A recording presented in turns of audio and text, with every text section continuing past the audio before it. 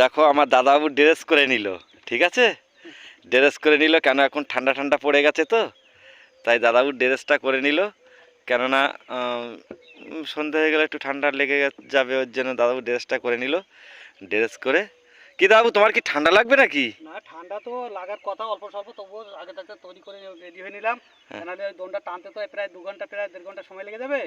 এবার কাঁকড়া টাকড়া তোলার সময় তখন আর করা হবে না, ওই জন্য আগে একটু তৈরি হয়ে নিলাম। আমরা আর 10 মিনিট পরেই কাঁকড়ার দোন তুলতে শুরু করবো। দেখি যে জলটা একটু ঘোলা ঘোলা মতো হয়েছে, যদি কাঁকড়ার ফলন ভালো হয় ফলাফল, তাহলে তো আর কদিন তো ওখানে থাকবো আমরা 8 দিন। চেষ্টা করি দেখি সুন্দরবনের জঙ্গলে মা কী করে, সবই মায়ের উপরে ভরসা আমাদের। এই যে সুন্দরবন রিজার্ভ ফরেস্ট, এখানে আমরা মাছ কাঁকড়া ধরে জীবিকা নির্বাহ করি।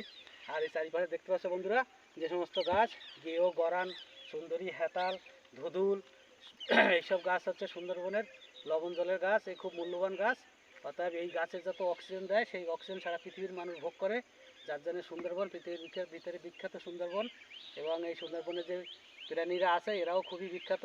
অতএব ভবিষ্যতে এগুলো আমাদের রক্ষা করার নৈতিক কর্তব্য। সেই হিসেবে আমরা সবাই এর প্রতি যত্নবান হয়ে চলি। এবং বন দপ্তরের যে কর্মীরা আছে তারা খুব ভালো আমাদের সঙ্গে ব্যবহার করে। তারা এসে আমাদেরকে সুবিধা অসুবিধার সমস্ত খোঁজখবর নেয়, এবং তারা নৈশ প্রহরী হিসেবে দিন রাত এই পেছনে খাটাখাটনি করে এবং এই জঙ্গলটাকে রক্ষা করে।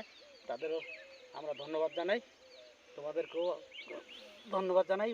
পরবর্তীকালে আবার দেখা হবে বন্ধুরা। আচ্ছা যাক, আমার দাদাবাবু সত্যি মূল্যবান কথা বললো, আর মূল্যবান একদম কথাটা ভালো লাগলো। আচ্ছা মেজদা, যাক তুমি হচ্ছে তোমার কাজ শুরু করো।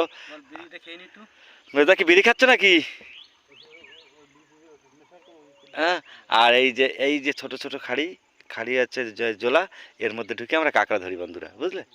এই যে খাড়ি, ছোট ছোট খাড়ি, দেখেছো কি হেতাল বাগান আর কি গাছপালা, একদম ভর্তি দেখো। হ্যাঁ।